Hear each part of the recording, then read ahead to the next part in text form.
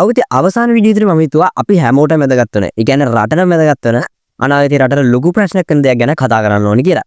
ඉතින් ඇත්තටම අද වීඩියෝ මම කතා කරන්න යන දේ වර්තමානයේ දීර්ඝයෙන් පවතින තාක්ෂණයත් එක්ක සමාජයට වෙන්න යන ලොකු ප්‍රශ්නයක්. ඉතින් ඔයාලට මේක දැනටත් ලොකුවට දැනෙන්නේ නැතුව ඇති. හැබැයි දැනටත් ගොඩක් රටවල සහ දැනටත් ලංකාවෙත් මේ ප්‍රශ්නේ ලොකුවටම බලපාලා තියෙනවා. ඉතින් ඇත්තටම මේ ප්‍රශ්න ගැන පැහැදිලි කරන්න කලින් අද වීඩියෝ එකයි මම ගෙනාව කියන එක පැහැදිලි කරලා ඉන්න.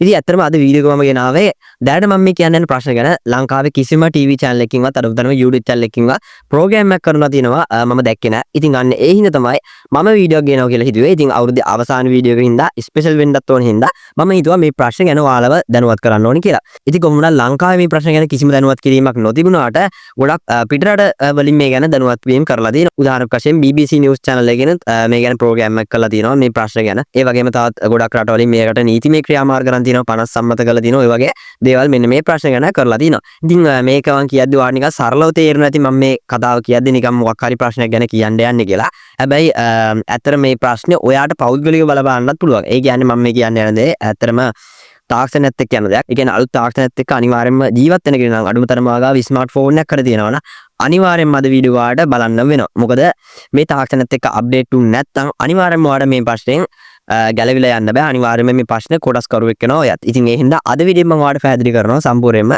මේ ප්‍රශ්නේ සහ මේකට විසඳුම් මොනවද කියලා. හරි. ඉතින් ඕක තමයි අද වීඩියෝ එකේ ඉන්ට්‍රෝ එක. ඉතින් ඔතනින් එහාට මම කතා කරන්නේ නැහැ. මොකද වීඩියෝ දික් වෙන හින්දා. ඉතින් මේ ප්‍රශ්නේ ගැන ඔයාලට මම මෙන්න මේ පෝස්ට් එකෙන් සහ මෙන්න මේ වීඩියෝ එකෙන් පැහැදිලි කරලා දෙන්න. ඉතින් මුලින්ම මෙන්න මේ වීඩියෝ බලන්න. ඉතින් මේ වීඩියෝ බලලා ඔයාලට හිතන දෙයක් මොකක් හරි දෙයක් හිතා ගන්න.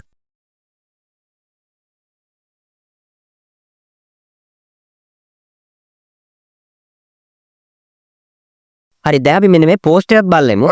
ඉතින් මේ පෝස්ට් එක දැක් ගමන් ඔයාලට හිතෙනවා සමහරවිට මේක AI වලින් ජෙනරේට් කරපු ඉමේජ් එකක් නැත්නම් ඔයාලට හිතෙනවා ඇති මේක ඉන්න ළමයා මේක ඉන්න ළමයා බොරු ළමෙක් කියලා හරි ඔයාලට හිතෙනවා ඇති. ඉතින් එහෙම හිතෙනවා නම් ඇත්තටම ඔයා අලුත් ටෙක්නොලොජියත් එක්ක නැත්නම් වර්තමානයේ පළල තියෙන ටෙක්නොලොජියත් එක්ක අප්ඩේට් වෙච්ච මිනිස්සෙක්. ඉතින් එහෙම අප්ඩේට් වෙලා නම් ඇත්තටම ඔයා හොඳයි. මොකද ලංකාවේ ඉන්න 90% පිරිස මේ වෙනකොට තාම ඉන්නේ මේ ටෙක්නොලොජියත් එක්ක අප්ඩේට් වෙච්ච නැති මිනිස්සු. ඉතින් ඔයාලට මෙන්න මේකේ කමෙන්ට් සෙක්ෂන් එක බලුවාම තේරෙයි ඒක. ඔයාලට බලන්න පුළුවන් මේකට AI කියලා ඒ කියන්නේ මේ ඒක ඉමේජ් එකේ AI කියලා කමෙන්ට්ස් දාලා තින්නේ බොහොම සීමිත පිරිසක්. ඉතින් ඊතුරු අය ඔක්කොම මේ ඉමේජ් එකට රැවටිලා මේක ඇත්ත මිනිස්සෙක් නැත්නම් මේක ඉන්නේ ඇත්ත ළමෙක් කියලා හිතාගෙන තමයි කමෙන්ට් කරලා තියෙන්නේ. ඉතින් ඇත්තටම අද වීඩියෝ එකෙන් කියන්න යන ප්‍රශ්නේ තමයි මෙන්න මේක.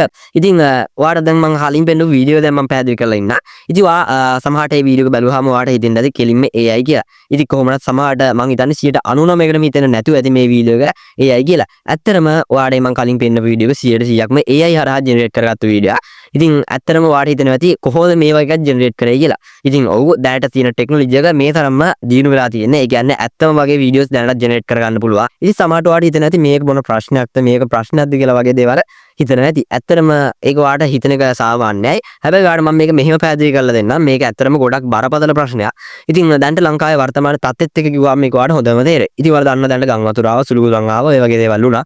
ඉතින් ඕකත් එක්ක මම මේක පැහැදිලි කරන්න. ඔයාලා දන්නවා ගියදවස් ටිකේ අර වික්ටෝරියා ජලාශය කඩාගෙන යනවා. ඒ වගේම ඔය වගේ එක එක ඒවල් ගැන එක එක නිවුස් ගියා. ඉතින් ඔන්න ඔය වගේ වෙලාවක ඔයා හිතන්න කවුරු හරි AI වලින් ජෙනරේට් කරන වීඩියෝ එකක් වික්ටෝරියා ජලාශය කඩාගෙන යනවා. ඉතින් ඒක AIද රියල්ද කියලා අඳුර ගන්නත් බෑ. මොකද ඒ තරම් ඇත්තට මේ වගේ වීඩියෝස් වල රියලිස්ටික් ගතිය වැඩි. ඉතින් ඒ හින්දා කිසිම කෙනෙක්ට ඒක අඳුර ගන්න බෑ AI කියලා. ඉතින් ඔන්න ඔය වගේ වෙලාවට ඒ වගේ වික්ටෝරියා ජලාශය කඩාගෙන යන වීඩියෝ එකක් Facebook එකකට නැත්නම් YouTube එකට අප්ලෝඩ් කරොත් ඇත්තටම විනාඩි 2-3ක් වගේ ඇතුළත වෛරල් යනවා. ඉතින් කොහොම වුණත් ඒ පැත්තේ ඉන්න මිනිස්සු ඔක්කොම යනවා ඔය වගේ දේවල් ගොඩක් වෙනවා. ඒ කියන්නේ රටම කෙලින්ම ඇවිස්සනවා ඒ වගේ වීඩියෝ එකේ. ඉතින් ඇත්තටම මේක ජාතික ආරක්ෂාවට ඒ වගේම සමාජ මිනිස්සු අතරේ තියෙන විශ්වාසය ඔය වගේ ගොඩක් දේවල් වලට බලපානවා. ඉතින් මේ ගැන පිටරට ගොඩක් දන්න හින්දා තමයි යාලා ඒවට අදාළ ක්‍රියාමාර්ග දැනටත් අරගෙන තියෙන්නේ. කොහොම වුණත් දැනට ලංකාවේ කිසිම ටීවී channel එකකින්වත් මේ ගැන ප්‍රෝග්‍රෑම් එකක් කරලා තිබෙන්නේ නැහැ. ඇත්තට මේක තමයි දුක හිතෙන කාරණේ මේ ගැන කියන්න තියෙනවා. ඉතින් කොහොමද මම හිතනවා මම මේ කිව්ව වික්ටෝරියා ජලාශයේ උදාහරණයෙන් මේ ප්‍රශ්නේ කොච්චර බරපතලද කියලා තේරෙන්නේ නැති කියලා. ඉතින් මේක පුංචි උදාහරණයක් විතරයි. මීට වඩා ගොඩක් දේවල් වෙන්න පුළුවන්. ඉතින් මම ඒ කිව්ව උදාහරණය පොදුවේ බලපාන දෙයක්. හැබැයි මේක ඔයාලට පෞද්ගලිකවත් බලපාන්න පුළුවන්. ඉතින් මේකේ තියෙන බරපතලම කාරණේ තමයි දැනට එන ලංකාවේ ගොඩක් අය මේ වගේ AI images සහ AI videos වලට රැවටලා ඉන්නවා මේවා ඇත්ත videos කියලා. ඉතින් ඇත්තට මේක එයා දැකලා ඊට පස්සේ බලන්න නේද හරි මොකක් හරි කියලා තව කෙනෙක්ට ඔය දෙයක් කියනවා. ඉතින් එතකොට සමාජෙම ඇඳෙන දෙයක් තමයි වෙන්නේ. ඉතින් ඇත්තට මේක පිටරට ක්‍රියාමාර්ග ගත්තට ලංකාවේ ක්‍රියාමාර්ග ගණන් කියලා මම හිතනවා. මම දන්නේ වීඩියෝ views කීයක් ඇද කියලාත් අඩු තරමේ. ඉතින් කොහොමද මගේ YouTube channel එක බලලා පිට සහාය දරුවත් කරන්න ඕනේ තමයි මම අද වීඩියෝ එක ගෙන. ඉතින් ඇත්තට මේ ප්‍රශ්නට හේතු ගොඩක් තියෙනවා. ඉතින් මේ ප්‍රශ්නය සමහර ලංකා YouTube channel මේ ප්‍රශ්නට හේතුවක් කියලා දෙනවා. මොකද ඔයාලා දන්නවා AI videos සහ AI images generate කරන sites තියෙනවා. ඉතින් අන්න ඒවා ගැන ටියුටෝරියල් දාන එකත් ඇත්තටම මේ ගැන ලොකු ප්‍රශ්නයක්. මොකද ඇත්තටම උදාහරණයක් වශයෙන් Google View 3 ගත්තොත් ඒකට login වෙන විදිය ඊට පස්සේ ඒක මාස 12 free ගන්න විදිය ඔය වගේ දේවල් ගැන වීඩියෝස් කරලා තිනවා ගොඩ දෙනෙක්. ඉතින් ඔන්න ඔය වගේ දේවල් වලින් වෙන්නේ මෙන්න මේ වගේ AI images videos generate කරන්න ඕන අය ගාවටත් එනවා මෙන්න මේවා. ඕන නැති අය ගාවටත් එනවා. ඒ කියන්නේ උදාහරණයක් වශයෙන් ඔයාලා දකින්නද ගිය දවස් ටිකේ මේ AI වලින් View 3 ආපු ගමන් ලංකාවේ නිකන් අර ඔහේ දාන වීඩියෝ වගේ දාගෙන ගියා කට්ටිය එක එක වහදලා ජෝක් විදිහට දාලා ඊට පස්සේ ඒවයි කුණු හරපක් දාලා ඔයගේ ගොඩක් දේවල් වුණා. ඉතින් ඇත්තටම ඒ වගේ දේවල් වෙන්නේ අර YouTube channel වලින් මෙන්න මේ AI videos generate කරන හැටි ගැන videos ගේන හින්දා. ඇත්තටම ඕන මිනිස්සෙක් ඒ කියන්නේ ඔය වගේ දෙයක් මොකක් හරි project එකක් කරන නැත්නම් මොකක් හරි වැදගත් දෙයකට පාවිච්චි කරනවා.